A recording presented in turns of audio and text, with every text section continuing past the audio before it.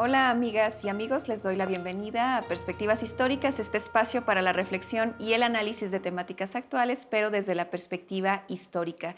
El día de hoy vamos a hablar sobre la historia de la migración en Estados Unidos y bueno, estamos en un espacio pues, muy emblemático que nos habla en buena medida de la historia de las relaciones entre México y Estados Unidos. Estamos en el Museo Nacional de las Intervenciones para hablar respecto al tema y saludo como cada semana a Felipe Ávila, bienvenido. Gracias, Magali, qué gusto estar contigo. Igualmente me da muchísimo gusto y nos da muchísimo gusto a los dos que nos acompañe en Perspectivas Históricas en una segunda ocasión la doctora Erika Pani del Colegio de México, pues para hablar sobre este tema del cual ella es especialista. Bienvenida, Erika. Muchísimas gracias, qué gusto estar con ustedes, Magali. Bueno, el gusto es nuestro y como ya es costumbre, les invito a que veamos y escuchemos esta cápsula que hemos preparado para ustedes. El devenir histórico de Estados Unidos ha estado definido por las personas que llegaron a sus costas o atravesaron sus fronteras, además de sus pueblos originarios. La migración ha sido una parte fundamental de la construcción de la nación estadounidense. Diferentes grupos de personas llegaron al territorio estadounidense en busca de mejores condiciones de vida. Otras huían de la persecución o fueron trasladadas contra su voluntad. La llegada de los europeos y la colonización del territorio de la costa a partir del siglo XV repercutió en las comunidades indígenas que lo habitaban, promoviendo un desplazamiento de estas. Con los colonizadores europeos también arribaron contra su voluntad hombres y mujeres provenientes de África en condición de esclavitud. A lo largo del siglo XIX tendrá lugar la presencia de una migración proveniente de países como Irlanda, China, Japón, Polonia, Rusia, la región escandinava, Italia, Alemania, países del Caribe como Puerto Rico y Cuba, así como México. A partir de esta experiencia migratoria de larga duración, las acciones gubernamentales en Estados Unidos pasaron a estar destinadas al control de las entradas. Desde la generación de documentos migratorios específicos, el control de puertos y fronteras, la creación de instituciones de seguridad específicas, hasta la toma de medidas restrictivas de persecución y exclusión. Medidas que en su mayoría han estado vinculadas a coyunturas políticas, pero también a miradas ancladas en el racismo y la desigualdad. Bien, regresamos para hablar de la historia de la migración en Estados Unidos, un elemento importante para entender los orígenes de un país pues, como es Estados Unidos, nuestro vecino. Y me gustaría, Erika, podríamos hablar muchísimo, ¿no? Sobre el tema, pero luego la televisión nos deja muy poco tiempo para llevarlo a cabo. Quisiéramos una especie como de recorrido general que nos permitiera a nosotros y a la audiencia tener como claridad de por qué es tan importante relacionar los procesos migratorios con el propio origen de Estados Unidos como nación. A ver, yo creo que porque las migraciones como procesos demográficos, históricos, han sido esenciales en definir Estados Unidos y sus vivencias y su destino desde la época colonial, ¿no? En el sentido de que la migración trae consigo una diversidad importante, étnica, lingüística, cultural en una sociedad que quienes migraban a Estados Unidos traían consigo conocimientos, traían consigo capital social y a veces digamos, monetario, que representan una manera de asegurar la expansión de la economía, tanto como trabajadores como consumidores, que además llegan a Estados Unidos como futuros ciudadanos de una república, ¿no? Entonces, en ese sentido, hay un factor ideológico de pensar Estados Unidos no solo como la tierra prometida en el sentido económico, sino también en el sentido político. Entonces, Estados Unidos, durante el periodo colonial, ¿no? Tienes migración no solo de Gran Bretaña, sino de Alemania, de Holanda, la sensación de que es el mejor país del mundo para los pobres, ¿no? La mejor región del mundo para los pobres, porque hay tierra, ¿no? Que es accesible. George Washington dice, bueno, esta es la tierra que es refugio de los oprimidos, y una legislación que refleja estas visiones idealistas y una reacción política que tarda en concretarse en leyes de exclusión, pero que también está ahí desde el principio, ¿no?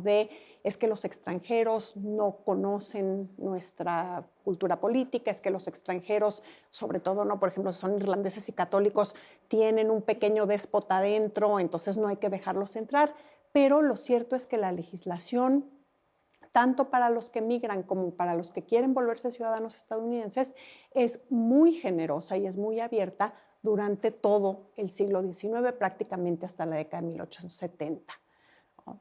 Entonces tú tienes un periodo de apertura que luego vamos a ver que por presiones políticas se irá cerrando.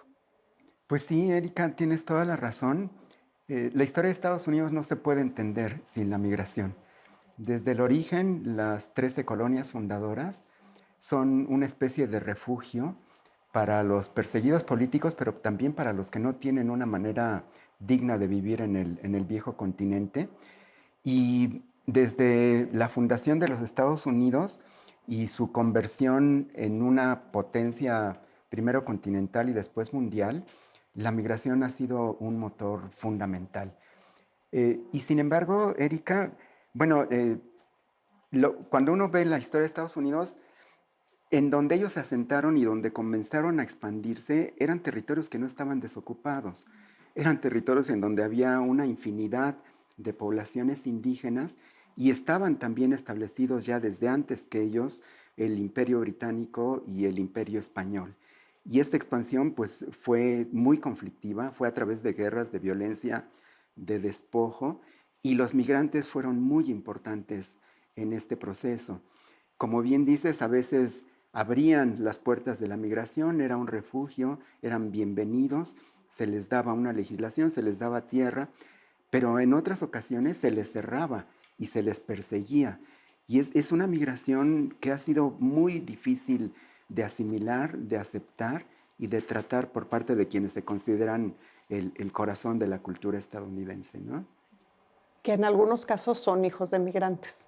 Eso es lo que también es interesante, que hay este nativismo entre personas que en su enorme mayoría a veces, depende de qué geografía estamos hablando, pero yo diría del Medio Oeste, la enorme mayoría eran hijos de migrantes, ¿no? Entonces, como cada generación se reinventa lo que es ser un estadounidense de verdad. Sí. Y Erika, como que me parece como muy interesante pensar ya el siglo XIX en el proceso de expansión hacia el oeste, ¿no? En lo que pues, se va a convertir Estados Unidos como lo conocemos actualmente, pero que está de por medio pues, conflictos, ya decía Felipe, despojo, pero también conflictos con México, ¿no? Y me parece interesante porque además es inevitable no pensar la migración hacia el oeste, es decir, esa expansión producto también de una lógica migratoria y de la llegada también de comunidades étnicas muy particulares. Pienso cómo hay cómo el desarrollo industrial, pero también la construcción de la nación en el ámbito material, los migrantes van a ser un elemento muy importante. Pienso en el ferrocarril, solo por poner un ejemplo. Sí, la necesidad, una economía muy dinámica, prácticamente desde el principio, tanto en espacios agrícolas como en los espacios industriales, y que va a requerir una mano de obra, digamos, prácticamente no tiene llenadera a lo largo del siglo XIX, y a partir de la década de 1860 tú tienes más o menos el 14% de los que viven en Estados Unidos no nacieron en él, y tienes ciudades, Chicago, Nueva York, etcétera, donde casi la mitad o son migrantes o son hijos de migrantes. Entonces, quien construye ese Estados Unidos, que ya es una potencia continental, pero que se va a convertir en un par de décadas en la potencia industrial más importante del mundo, la hacen los migrantes, ¿no? La hace esta mano de obra mal pagada muchas veces, políglota, ¿no? Tú tienes, ¿no?, en las minas, en las acereras, distintos grupos de trabajo, porque pues hay unos que hablan alemán, hay otros que hablan ruso, hay quienes hablan español. La participación, por ejemplo, de la mano de obra china, Sí, ¿no? totalmente. Que son trabajadores por enganche, que reciben salarios muy reducidos, que a partir de la década de 1870 van a ser, ellos sí, sujetos a leyes de restricción. Y justo, Erika, vamos a hacer una pausa para que cuando regresemos hablemos de justamente la historia de la migración a finales del siglo XIX. Bueno, los esperamos. En breve estamos de regreso.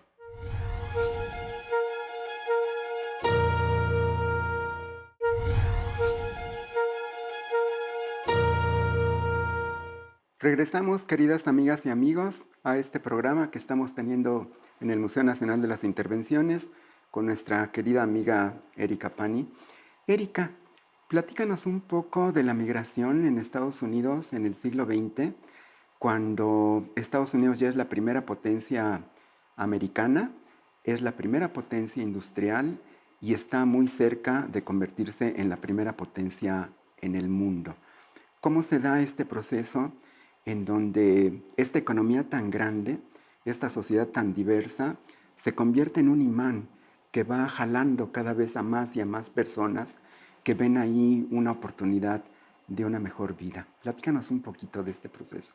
Bueno, mira, ya desde finales del 19 tú tienes una cantidad sin precedente de migrantes que llegan a Estados Unidos, que llegan sobre todo del sur y del este de Europa y también, ¿no?, de México, ¿no?, porque tú tienes dos economías que se engarzan a finales del siglo XIX a través sobre todo de la construcción de los ferrocarriles, y vamos a ver desde entonces, con el desarrollo de una agricultura comercial, de la minería, de la construcción del ferrocarril, un mercado de trabajo compartido entre México y Estados Unidos, en donde tú vas a tener sobre todo a hombres jóvenes solteros circulando, ¿no?, que se van de México, normalmente del Bajío, que en Estados Unidos algunos se quedan, ¿no?, se irán a Chicago, se irán a Los Ángeles, se quedarán en el Valle del Río Grande, pero también algunos que van, que piscan, ¿no?, naranja, que piscan fresa, que piscan algodón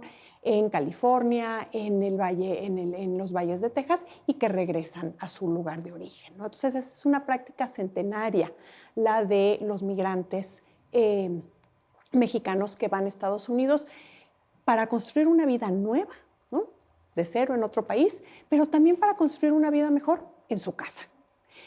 Lo que también vemos a lo largo de estos años es que el arrastre político del sentimiento antimigrante crece. Entonces, gracias a que el volverte ciudadano era relativamente fácil, tú tienes a más de la mitad de los migrantes que se vuelven ciudadanos y que votan. Entonces tienes un sentimiento antimigrante que se contrarresta en las urnas y en las legislaturas con este sentimiento pro-migrante en defensa de los migrantes. Cuando empieza a flaquear, porque a veces cuando hay crisis económica, etcétera, es muy fácil echarle la culpa a estos hombres que llegan de fuera y que están dispuestos a trabajar por menos.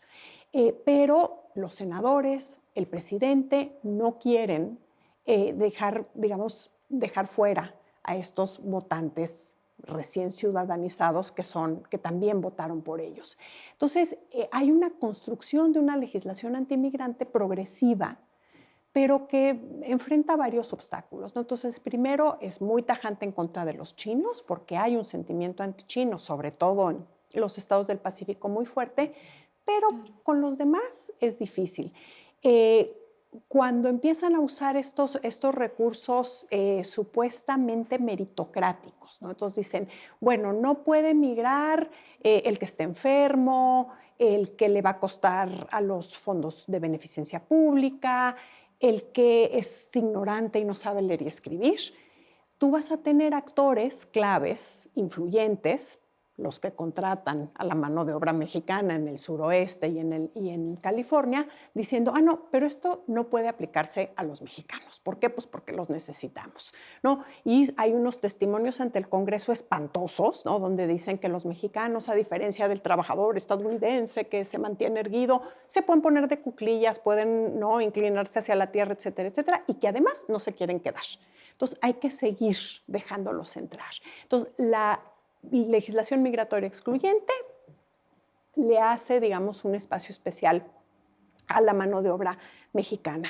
Pero con la Primera Guerra Mundial, con un creciente temor a los radicalismos anarquistas, ahí no hay que olvidar, McKinley, el presidente, va a ser asesinado por un activista anarquista, el surgimiento de la Unión Soviética, la revolución, etcétera, se consolida, digamos, el poder político de los nativistas. Y entonces, a partir de 1917, pero sobre todo 1920, 1924, vemos cerrarse las puertas de la migración. Quieren reproducir una sociedad idealizada de antes de que llegaran estos grandes flujos de extranjeros, ¿no? Judíos, rusos, italianos, portugueses, españoles, entonces católicos. Entonces, el reproducir la sociedad, hay cuotas de cuánta gente puede emigrar que tiene que ver con cuántos nativos de estas naciones estaban ahí en 1870, 1880. Y ahí vamos a ver un descenso significativo de la población migrante en Estados Unidos, que además es interesante, coincide, o sea, si la migración elevada coincide con el crecimiento muy impresionante de la base industrial y económica de Estados Unidos, la crisis de 29 coincide con una década de restricción migratoria. Yo creo que no podemos trazar una línea de causalidad, pero llama la atención, ¿no?, que la primera, esta gran crisis del capitalismo, que se vuelve aparte en una crisis global, coincide con este rechazo, digamos, al dinamismo demográfico que había traído consigo la migración. Erika, te escucho y me es inevitable pensar, o más bien preguntarte, justamente esto que desde la historiografía sobre el tema se sabe muy bien, que es como la frontera, o sea, es como para imaginarnos que la frontera como es hoy en día no es la misma que existía, no sé, a principios del siglo XX. Es decir, háblanos un poquito de cómo se construyen las fronteras, cómo se definen, a partir también de estas políticas migratorias que se van creando, que se van mutando a partir de necesidades y coyunturas, pues políticas, como lo has mencionado, ¿no? Sí. Bueno, yo creo que sobre todo es muy interesante la frontera que traza la guerra en 1848. Entonces, en ese sentido, la traza, lo decían los contemporáneos, la espada. Es una frontera dolorosa. Sin embargo, es una frontera sorprendentemente estable, ¿no?, comparada con otras fronteras del mundo moderno, y tremendamente porosa. Se mantienen las relaciones de un lado al otro de la frontera, familiares, comerciales, de, digamos, tránsito lícito e ilícito de personas, de bienes y de ideas. Claro. Y cuando se empieza a legislar en contra de la migración, se legisla sobre todo los puertos de entrada, donde aparte es mucho más fácil, ¿no? Llega un barco, se baja la gente, no tienen otro, tú la guardas, checas, ¿no?, estas cosas que no quieres. Las mujeres solas que venían del Pacífico, que se decía que seguramente iban a ser prostitutas, pues esas no las dejas entrar. De hecho, la migración que viene del Pacífico llega sobre todo a la isla del Ángel, que está enfrente de San Francisco, entonces ni siquiera tienen para dónde moverse, a la isla Ellis enfrente de Nueva York. La frontera, pues la frontera no está, digamos, hay mojoneras, no está vigilada hasta prácticamente la década de los 20, cuando se crea la patrulla fronteriza. Entonces los mexicanos van y vienen. Es cierto que conforme crece el sentimiento antiinmigrante, pues crecen las restricciones, que empiezan siendo sobre todo disque sanitarias. Claro. ¿No? Entonces someten a los migrantes a estos procesos de quitarles los piojos, de checar que no tengan, que son denigrantes, humillantes, incluso a veces dolorosos, pero la frontera sigue siendo un espacio. Por eso, por ejemplo, la legislación antichina, ¿qué hace? Pues cambia los flujos migratorios. La migración china no deja de ir a Estados Unidos, se reduce el número, pero se dirige a México, se dirige a Canadá y cruzan por la frontera.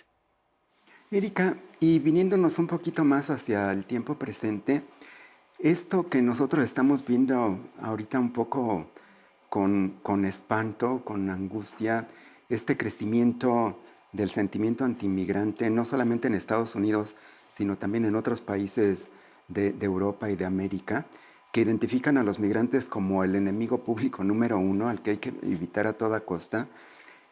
¿Cómo consideras tú que se ha venido reavivando este sentimiento? ¿Le pondrías, por ejemplo, una fecha de catarsis, por ejemplo, los atentados a las Torres Gemelas?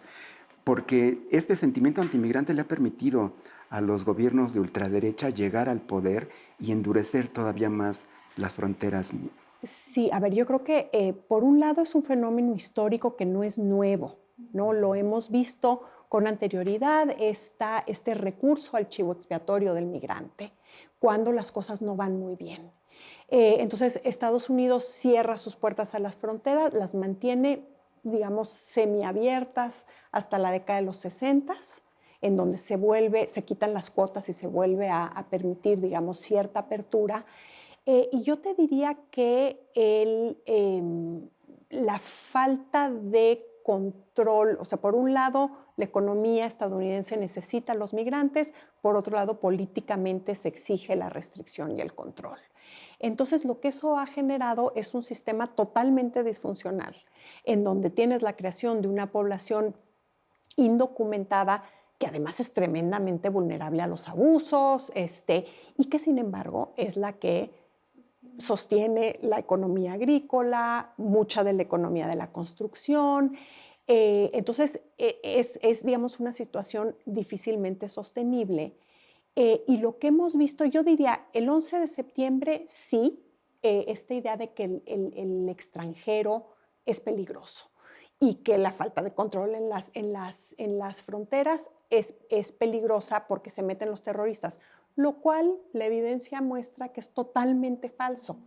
Pero en este momento, yo te digo, ese es un factor, y el otro factor es este momento de posverdad en el que estamos, en donde la evidencia que los estudios que se han hecho sobre la población migrante muestran claramente que no reducen los salarios, sino que de hecho los mantienen, y en algunos casos los mantienen elevados. ¿Por qué? Porque los migrantes también son un mercado, porque los migrantes también pagan impuestos, sin beneficiarse, además, ¿no?, de este pago de impuestos en muchos casos. Que no importa que no han agarrado a un solo terrorista, casi, creo que habrán alguno agarrado, ¿no?, cruzando. No importa. Lo que importa es este discurso que alebresta los temores y que hace del migrante el enemigo público, como dices tú, perfecto para lo que te esté aquejando. Sufriste la transición a la economía digital, perdiste tu trabajo que era muy bueno en una fábrica y ahora tu pueblo es un pueblo que está sumido en la depresión.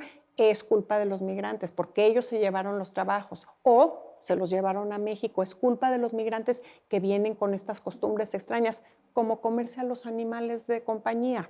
Totalmente falso, no importa, la gente lo quiere creer.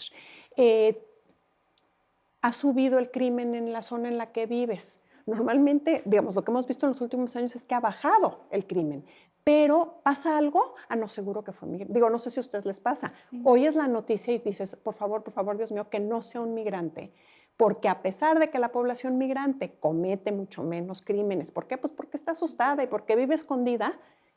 Si es un migrante, la ola de crímenes. Entonces, el migrante sirve para espantar al público que tú quieras espantar políticamente.